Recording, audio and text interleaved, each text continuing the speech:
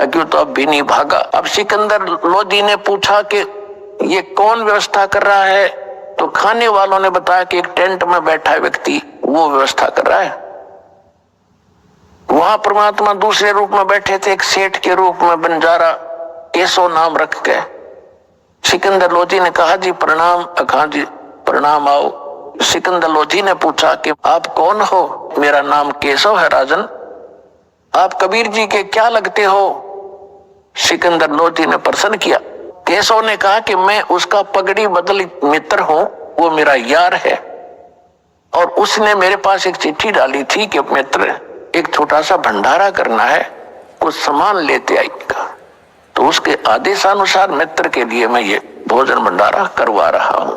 अब शेख तकी ये सुना कि ये तो न्यू कह रहे छोटा सा भंडारा है, इसको लाखों 18 लाख व्यक्ति भोजन खा रहे, उसका तो और घड़ों पानी गिर गया।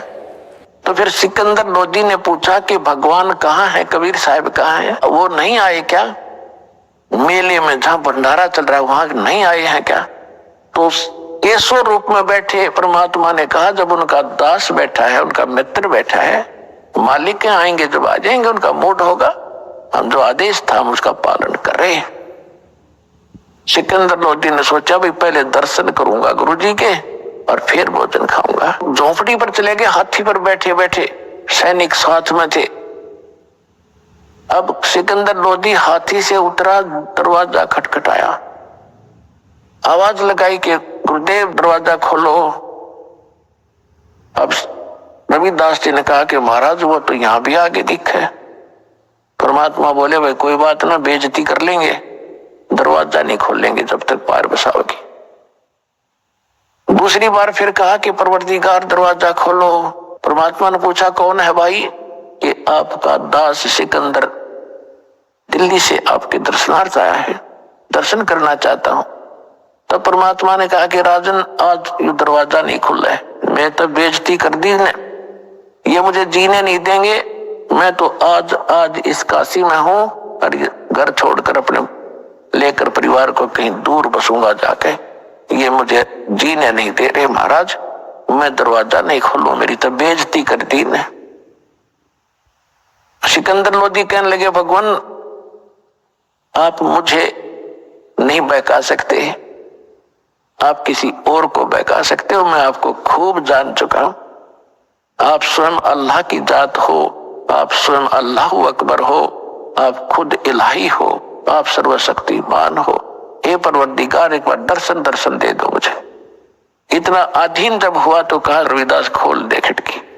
दरवाजा खोला तो मुकुट समेत दंडवत प्रणाम किया सिकंदर लोधी ने परमात्मा के चरणों, और कहा कि हे परवरदिगार कोई अगर आपको पहचान ले फिर तो समस्या हल हो जा, आपको पहचानना ही कठिन है, आपने वहां रंग लगा रखे भगवान, आपकी जय जयकार हो रही है, 18 लाख व्यक्ति जीवने लग रहे हैं और सभी ये देखना चाहते हैं कि कौन है वो महान आत्मा, कौन है वो सेठ कबीर, उसके दर्शन तो कर ले जिसने ऐसा भोजन करा रखा है।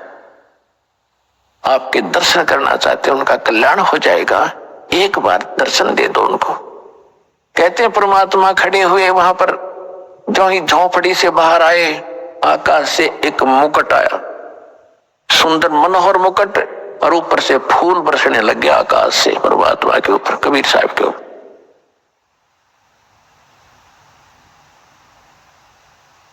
सिकंदर लोधी ने हाथी पर बैठाया परमात्मा को और साथ में रविदास जी को।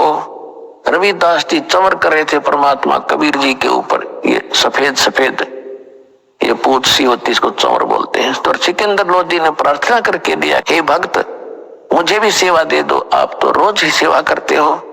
तो वो चमर लेकर के सिकंदर लोधी कबीर भगवान के ऊपर चमर कर रहा है, और हाथी पर बैठे सभी आ रहे हैं। मेले में प्रवेश हो गए जहां भंडारा चल रहा था, लोग देख रहे हैं कौन है कबीर की, वो आ गया कबीर जिसके सिर पे मुकुट है और जिसपे ये सिकंदर लोधी सेवा कर रहा है। सब देखकर जय जयकार कर खड़े होकर देखे, क्यों मालिक के दर्शन से ही खुशी हो। अब सब जगह जय जयकार हो रही है। सारे मेले में घूम के फिर एक तंबू में से, जहां दूसरे रूप में मालिक बैठे थे केशव रूप में, वहां से एक सेवादार गया और हाथी पर बैठे भगवान से प्रार्थना की कि हे परवरदिगार, आपको आपका मित्र केशव याद कर रहा है। तो उससे हाथी से उतरकर सिकंदर लोधी और भगवान और रविदास जी तीनों उस टेंट में आ गए जहां पर वो केशव बैठे थे। देखते ही देखते टेंट में जब गेट में प्रवेश किया था, लंबा चौड़ा टेंट था, उसमें एक तख्त अपने आप आकर लग गया। उसके ऊपर जैसे आप इनमें फिल्मों में देखते हो ना, टीवी टाइवियों पर अपने आप ऐसे बन जाते हैं सेकंड में, ऐसे ओरिजिनल तख्त उसके ऊपर गद्दे बिछ गए, उसके ऊपर बहुत सुंदर चद्दर आगे, उसके चारों तरफ हीरे और पन्ने लजवारात ऐसे जड़े गए, चमक रहे।